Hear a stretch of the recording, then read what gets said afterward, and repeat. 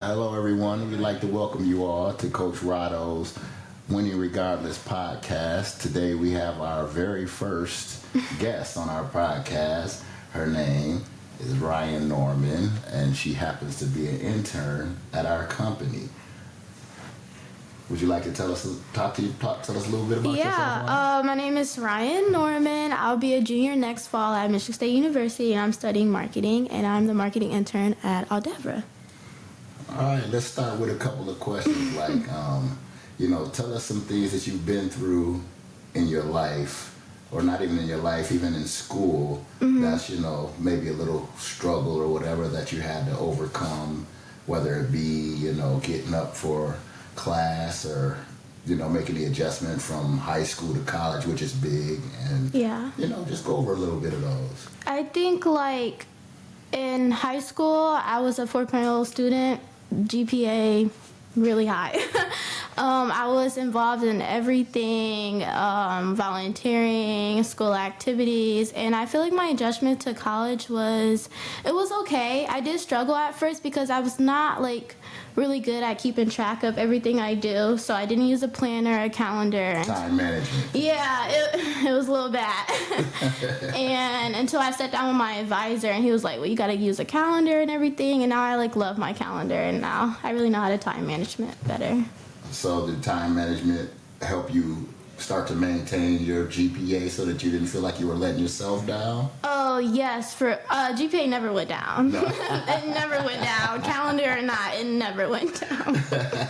So I think it was just most definitely a boost though on my end, just keeping track of everything that I'm involved in. Okay, so you were talking about a lot of the community things that you like to do.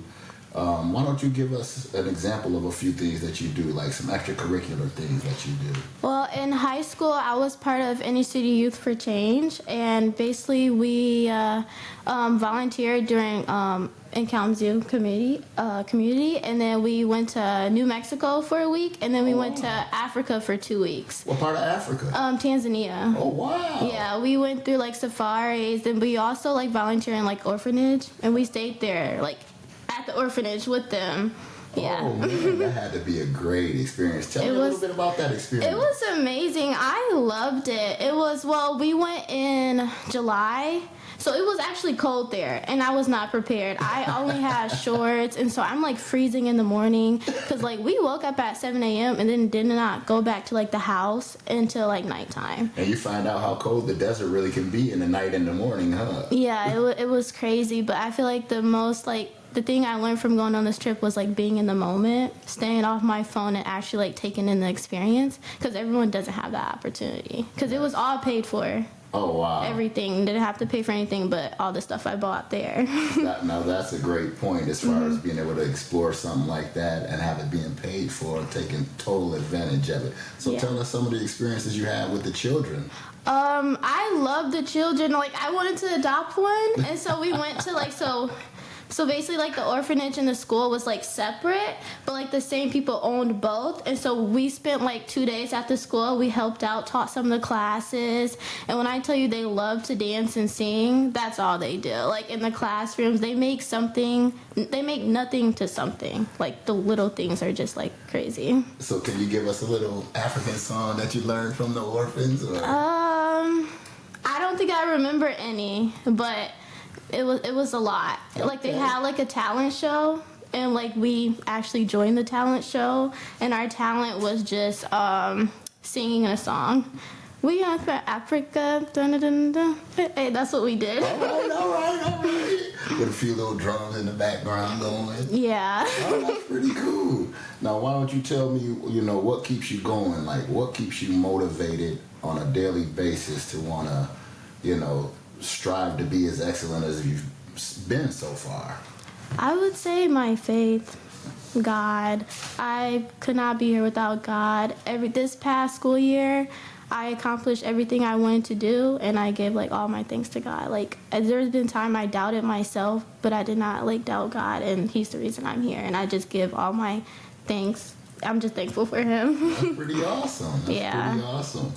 So, what does winning regardless mean to you? I think winning regardless means to me is staying true to yourself and your purpose, no matter what happens. You know, if you fail, it's about being able to keep going. Right. Mm-hmm.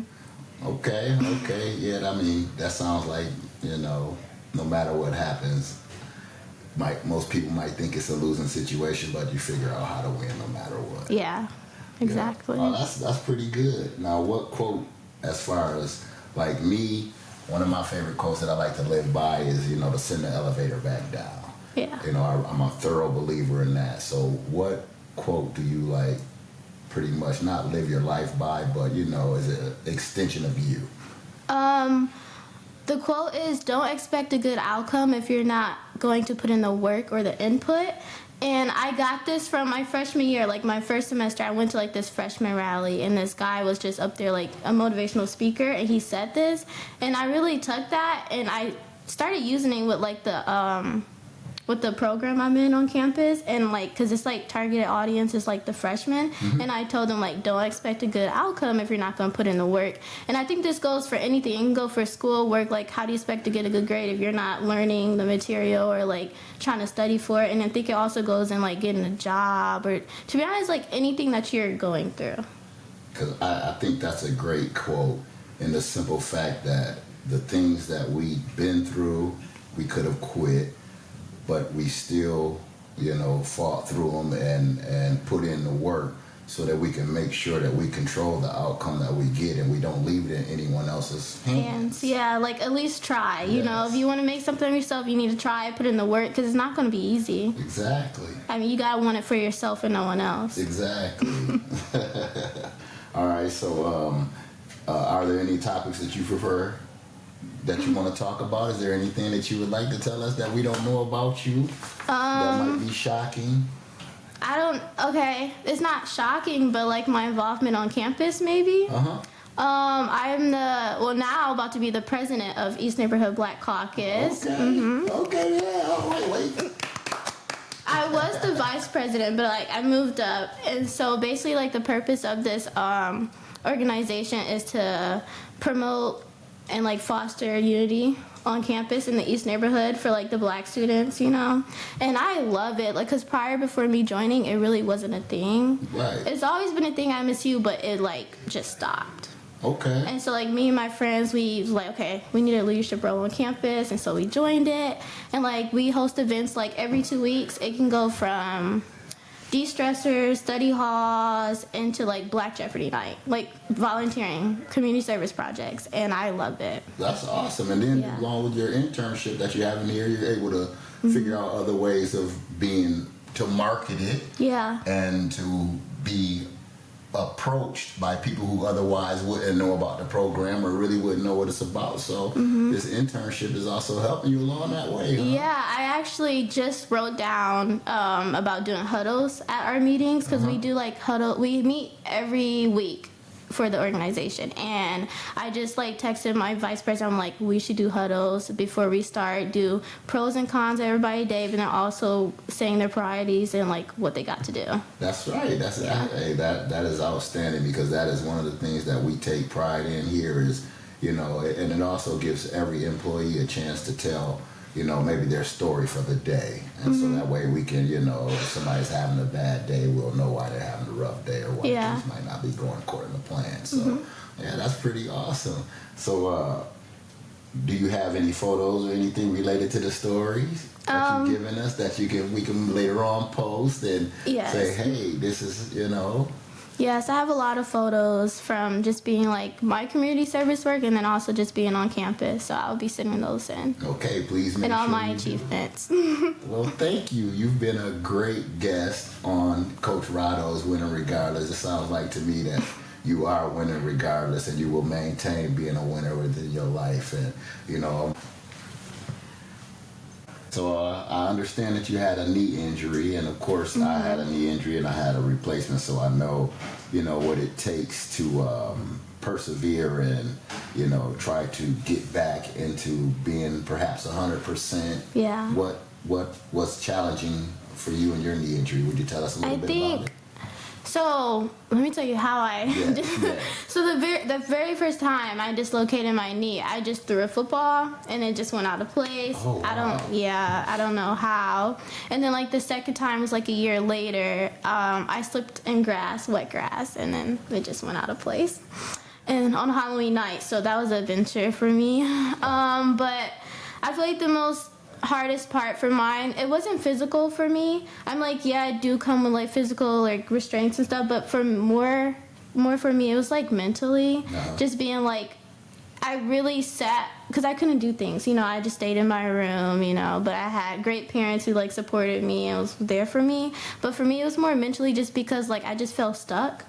Like no progress. Like, yeah, I'm going to rehab, but it's like I'm just stuck in my room. And I think I was just stuck within myself, because I like never really, like, mental health is real, and I never really like, you know, questioned my mental health. I'm thinking I'm good, but when I was just stuck in that room, I really had time within myself to really self-reflect. And I was like, okay, wait, hold on, maybe I'm a little bit depressed. Because, you know, you're not able to do the things that you usually do and you don't, you know, think about how so much alone time might affect you mentally. Yeah. So I understand that was a struggle for me as well, you know, not being able to be with my, you know, my command, you know, and having to go to physical therapy and doing everything alone. So I definitely understand where you're coming from as far as, you know, the stress of maybe you're getting depressed and not even understanding it. You know, you hear so much about it, but, you know. And I'm like, I feel like I'm so independent. Like, my mom and dad would say, like, they would say I'm like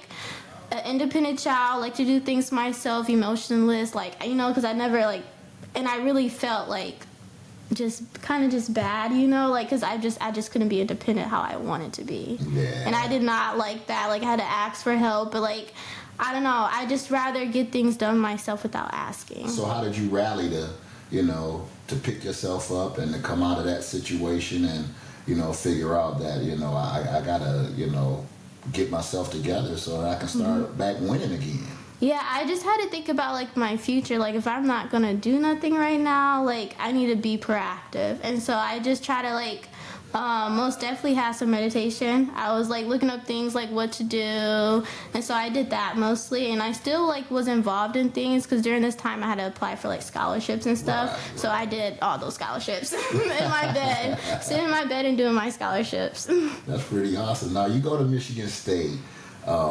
Yeah, I'm from Lansing and spent a lot of time on campus. We used to hang out in Cedar Village, like it was, you know, that was fraternity road, nothing but parties. How is that now? I think it most definitely probably changed from your time. It's a PWI, okay? So it's a lot of white people. And I will just say the culture there is not like people call it a party school, but it's a bar school.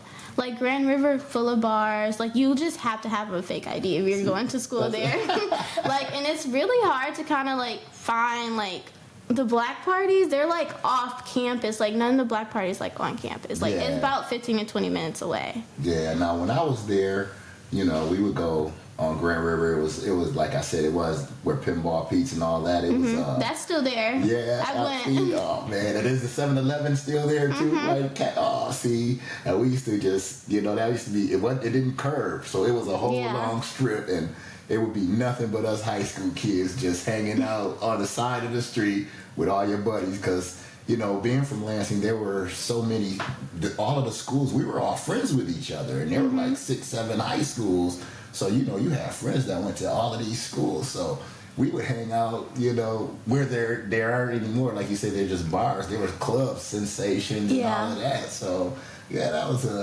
it's more bar town now, huh? Than it is like hanging out and seeing your friends. Yeah, it's still crowded to this day, though. Them bar crawls, or Raising Cane's, the line be, like, around the block for Raising Cane's and, like, Dave's Hot Chicken. Like, people love it. I love it, too, though, so. So you're part of that line? Yeah, I am. I remember one time I waited, like, an hour out there just to get food. Oh, wow. See, I would never. Well, I did when we were in Japan. I cannot lie. I was made to wait an hour for some food, and I said I'd never wait this long for food, and I did. So Oh yeah. I can't say that. I will wait for some food. It don't matter when, what, where. If I'm hungry enough, I'm gonna wait. But do you know like of Conrad's in like Lansing? No, this was like 30 years ago, Ryan. This was a very, very no. This was like 35 years ago. So this was, you weren't even, Well, have you heard of Two Fellas? No. No, okay, well that's in Kalamazoo, but they have Yeah, I know the something one in similar Kalamazoo. Okay. called Conrad's, and it's like the wraps, and it's like really good. Yeah. So the next time I'm in East Lansing, you tell me I got to go to Conrad, or is it in Lansing? It's in East Lansing. Okay. You can go to Conrad's, but you got to go late at night though. It's not going to be the same during the day. The best cooks are at late at night. I think so. Okay. Like the guy know my name when I order. So you don't even have to tell him your order. Get the number one. I miss those days. So were like you ever like on campus, like MSU campus? Oh yeah, we used to go to IM East, play basketball, IM West, because my buddies all played on the basketball team. Yeah. And actually one of my buddies that's going to be on the podcast, his name is Ray Weathers, he was a prop 48, so me and him hung out a lot, which meant that, he wasn't eligible to play that year, even though he was on scholarship because of his grades coming in. So him and I, we played a lot of basketball, outside of when we didn't play with the fellas. And, like I was telling you, the team hotel used to be on the backside by the golf course now. And then when I got out of the Marine Corps and started hanging with them, the team hotel was right there on campus. And, it was wild. We used to go to all of the parties. We used to hang out at Holden. Yeah, I was told that across from like I'm West, like it was like a party place that they used to do parties on campus. On campus. Yeah, see, it's not like that no more. It's off campus. Everything's off campus. Oh, see, now that's crazy because and it would be right by the statue. Yep, that's where I don't know what it's called, but like that's like what my friend Dad told me, like all those parties right there. That's crazy to know that you hang around a lot of the spots that I used to hang out. Right? Yeah. And I wasn't even a student. Yeah, it's easy access. Well, go ahead. Yeah, I'm East. I actually joined a co-ed team, basketball co-ed team. Okay. Yeah.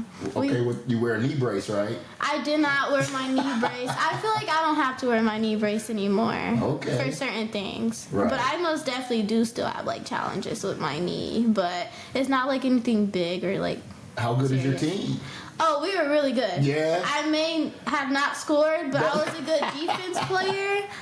It was co-ed, so it was like my friends and my boyfriend's friends, and so we're called. Oh, I have to send those pictures for that because it was really fun. Who was our team? It was KZoo Legends. Like they're actually like a team here, but we just took the name. I used to play against them. I used to coach against them. Yeah. With Jadakiss and all of them, Jadakiss Lewis and all of them. Yeah. Yeah, and so we're the KZoo Legends, but we was a little ghetto. So people actually had like jerseys, okay? Like they had them made, and this is our first time, and so we went to like Hobby Lobby, and we got like utensils, and then we got like black spray paint, and then we put like KZoo Legends, and then it was like so fun because a lot of people like who we played against, they're like, oh, mind you, we're the only like full black roster team, so we were good, okay? I hate to. And then we had that one little white boy on our team. Right. He was dunking, shooting threes, so we're like really good.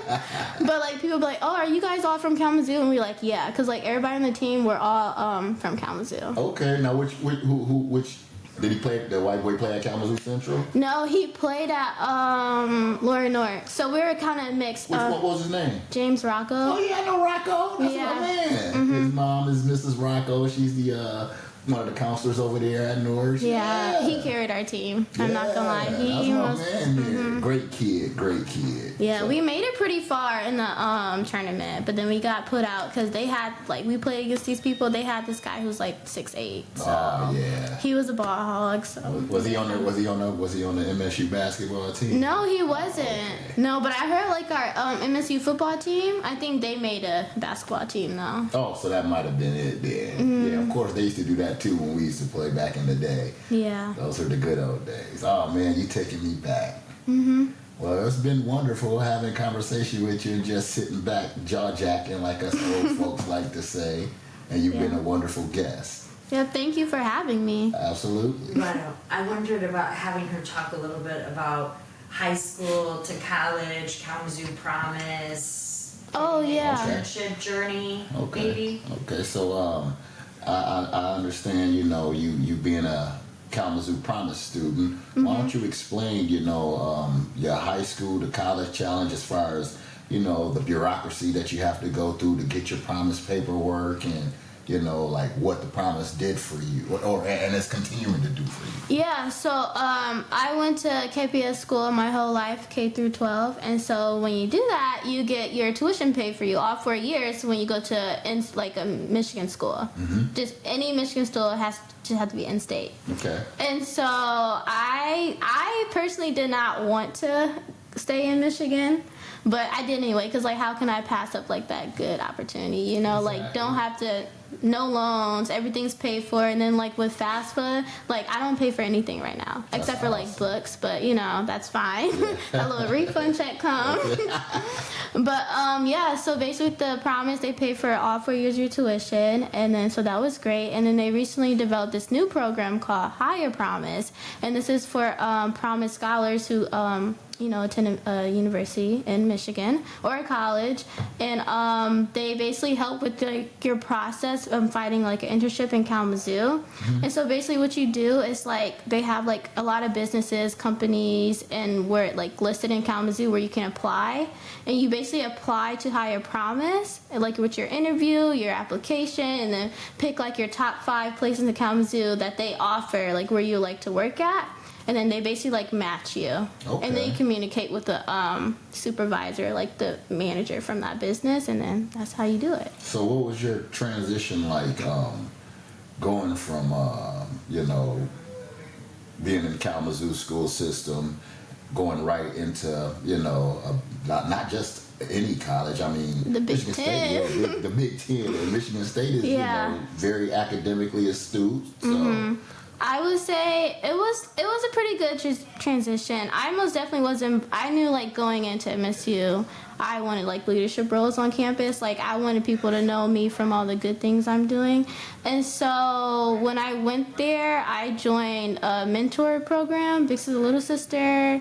I joined East Neighborhood Black Caucus, like I mentioned, and then I also joined RBC, was residential business community, and then basically they kind of help you in the business if you have a business major, because you can be admitted into Broad, and which is the business college, or you can just not be admitted and then you have to apply. And I recently got accepted because I wasn't admitted into it, and I don't know how you can even get admitted into it. I think it's just when you apply to MSU, they just take a certain amount to get accepted.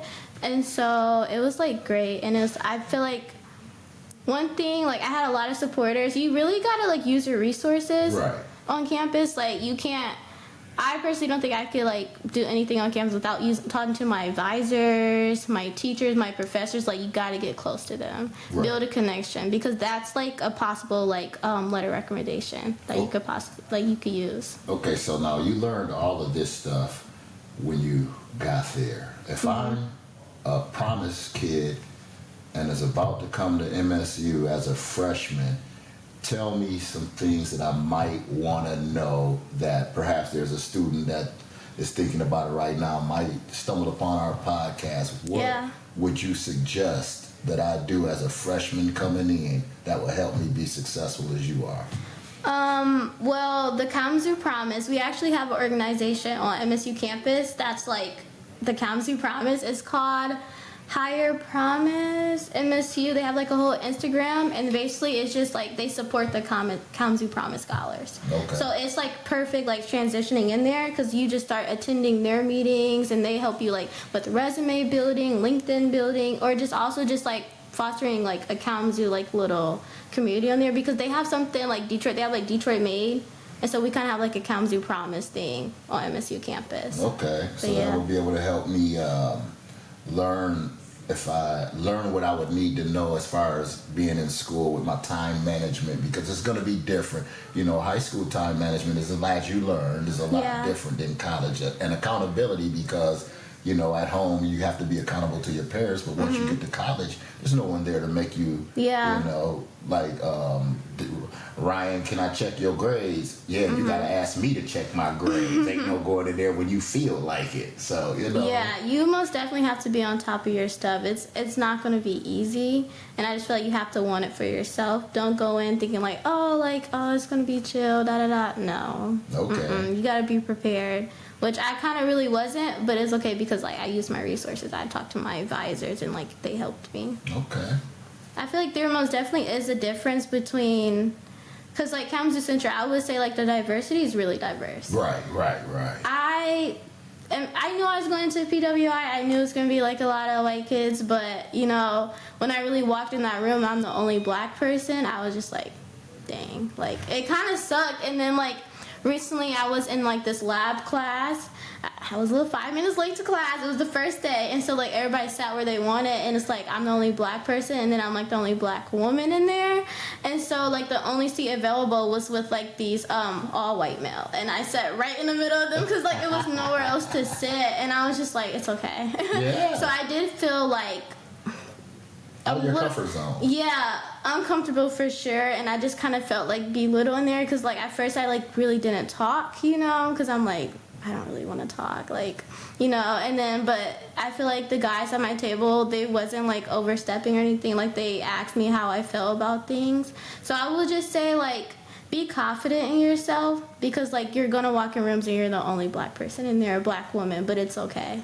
Because one of the things, I was a college student, older, but being in the military, one thing that I learned from being in a community like you were in, an all-black community, the military taught me how to adapt. When you go to college, it's sort of the same thing. You're going to be put in an unfamiliar situation. So what you have to do is you have to learn to adapt, and then you find out that, you guys have a lot more in common than you have different. It's just a matter of, getting out your comfort zone and being willing to accept, that person having a conversation with you. Yeah, you most definitely have to be confident and don't be afraid to, like, speak up. Because you got to stand your ground. And I feel like I did learn that lesson from being the only black person and black woman in that class. Right. So you were definitely the minority. Yeah, I looked around, I'm like, got it.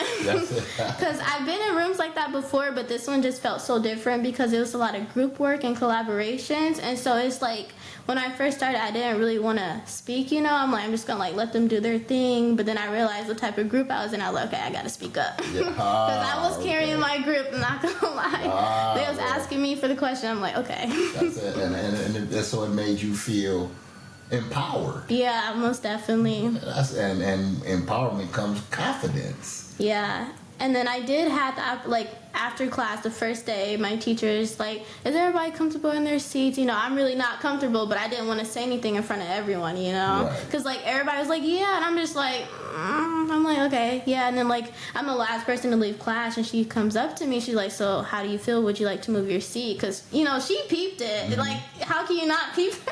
And then I was just like, oh, no, it's fine. Because I just, like, felt bad for just, like, everybody had their seats. I'm like, it's okay. Like, there's going to be times like this when I walk in a room, I'm going to be the only black person. And one of my sayings, the military saying is get comfortable with being uncomfortable. Yeah. Because that's how life is. You'll walk into situations in which you'll feel very uncomfortable, but you can't do anything about it. So you have to learn to get comfortable with that situation. You have to learn how to, like, adapt to it. And that's what I did. That's it. And it sounds like you had a good time doing it and learning some things. And, you find out that you learn things about people that you might have even taken for granted. Yeah. They're not as bad as they seem, and some really are as bad as they seem. Yeah.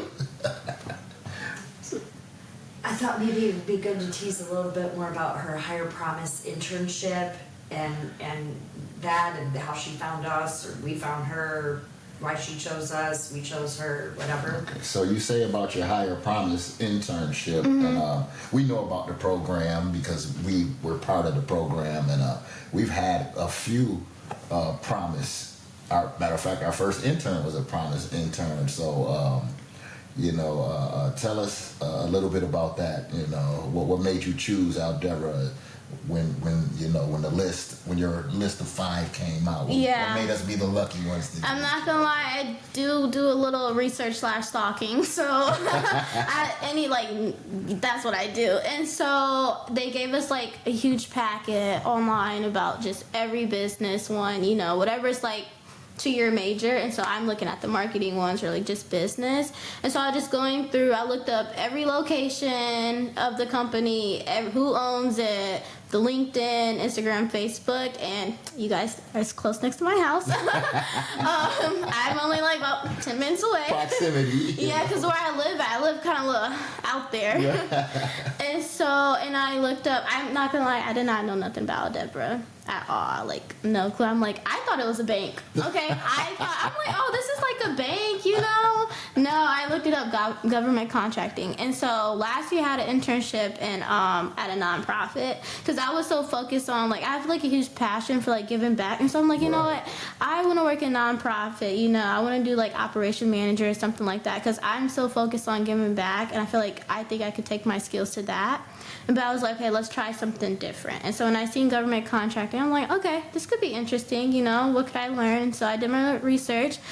Aldevra.com, Rodney Marshall. I'm like, oh, it's a black guy. I was like, okay, cool. And so I was like, yeah, I'm going to put them as like my number 1 spot. Oh, wow. We're honored to have you. Yeah, thank you. So it was was it like a tedious process or? Maybe just a little because like you get like a full like 1 to 2 pages about each company, like what they do, like information about them. And when I tell you it was like a lot, it's like more than 10. And so I really had to take my time and go through, do my research and see like what I feel like I'll be able to progress in or like, degrade value. Yeah. So tell us, how is your internship here going? It's going really good. I really do love it. Yeah. And I'm not just saying this because you're the owner. No, I really feel like you guys are really big on culture. Like, is that the word I want to use? Like, creating, like, being, like, family-oriented. And not because you and your wife is married, you guys are the bosses. But I just feel like you guys do have, like, a good, like, employees here, and I can feel like everyone's close with each other, everyone's having like a great time. Not only are they working, but it's like also creating like a family. So now I love that, but I want to know what you're learning. What am I learning? Marketing. Are you in any of our marketing meetings? Have you spoken with our marketing person to, yes. And run your questions? Go over some of that for us. I think, so you guys are like getting like a new website. Right. And so being in that process is like pretty cool. I don't know how to build a website. So being in the meeting, seeing her like click on things, how to remove that's been like pretty cool. And then I was given the task to review the website. And so I had like a lot of suggestions for it. And I feel like I felt like I had an input in like creating it, and then also just being a part of like the podcast, marketing it, social media, and like the graphics and stuff. All right. Listening to you, you've had so many amazing experiences for such a young person. You've been able to travel to Africa. You've been on other trips to other places.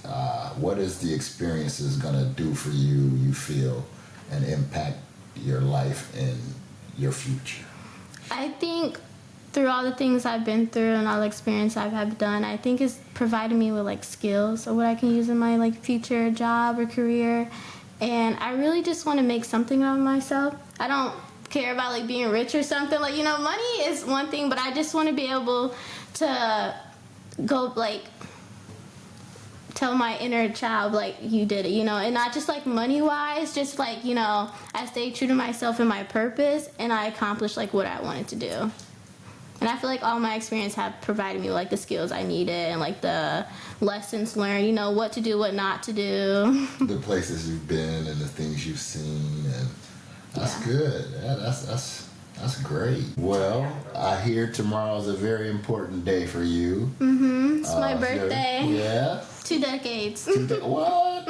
Oh, man, I don't even remember 20. It was so long ago. Well, we here at Aldevra, we definitely have a present for you because we like to celebrate our employees on their on their born day to make sure that they're appreciated and they're thought about and they're cared about. Yes, I got a pickleball set. I love it. Yeah, it's so cute. It's like green in it, and I was like, oh, that's perfect. Well, we play pickleball here in the summertime, so we meet at the little park, and so get ready. I hope you got your practice on. Oh, I'm good. I played like last summer. I was just playing with my friend, and these two guys come up, the older white man. They're like, oh, can we play with you guys? You're like, yeah.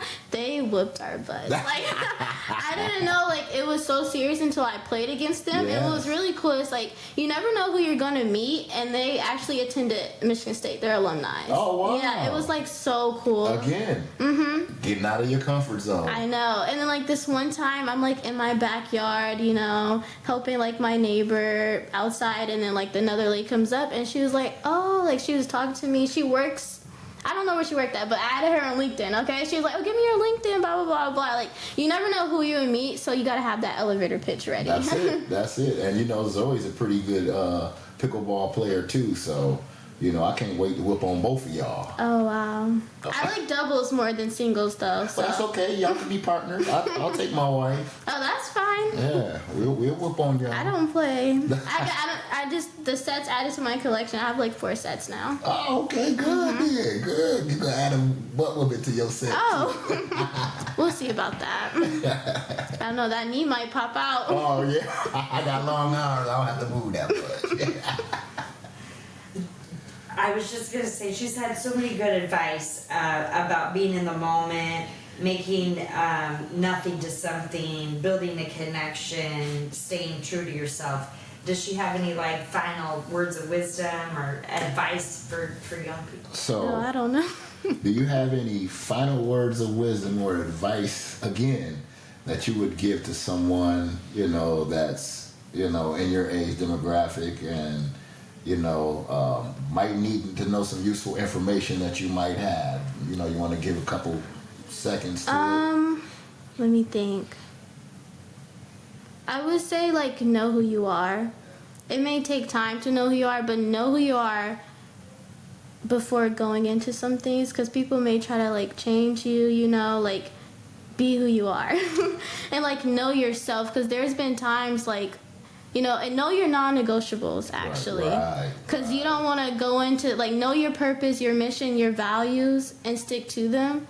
Because people will try to, challenge you, ask you to do some things, but if you really don't want to do it, don't do it. There you go. Value what you know and don't change them for anyone. Very well spoken. Very well spoken. Oh, tell us some of the things that you're most proud about, the fact that you're about to be the head of a dorm or whatever, and there's 4 people dorm, and you get your own room because you special. Tell us a little bit about that. Yeah, so spring, I feel 2025 is my year. Okay. Everything that I wanted to get into, I got into it.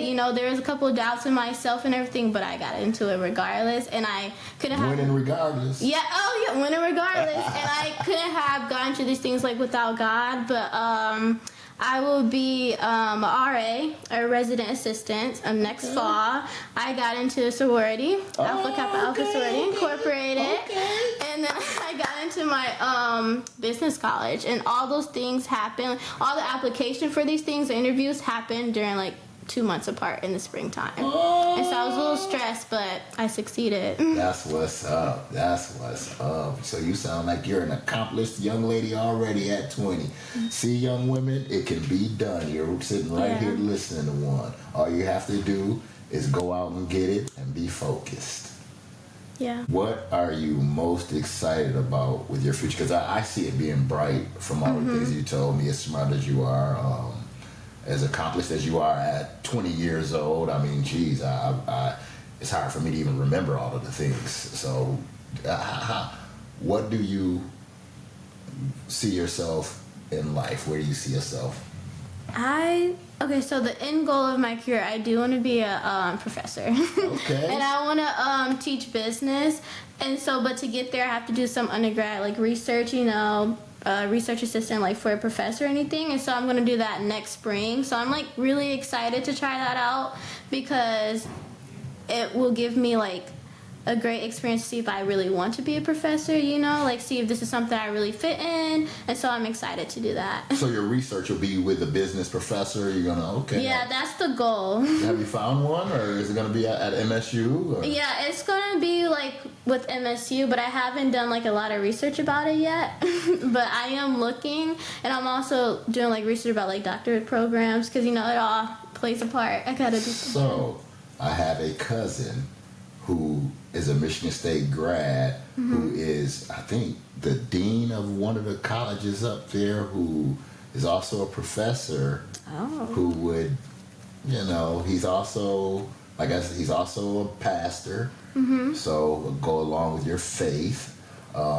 Being an alum at MSU, he happens to, and it is a college. I can get the information if you would like. Yeah, you know, if you I would need to love find that. somebody, I can definitely help you out with that. So that will be, yeah. I'm glad you actually mentioned that, so that I'll let him know today.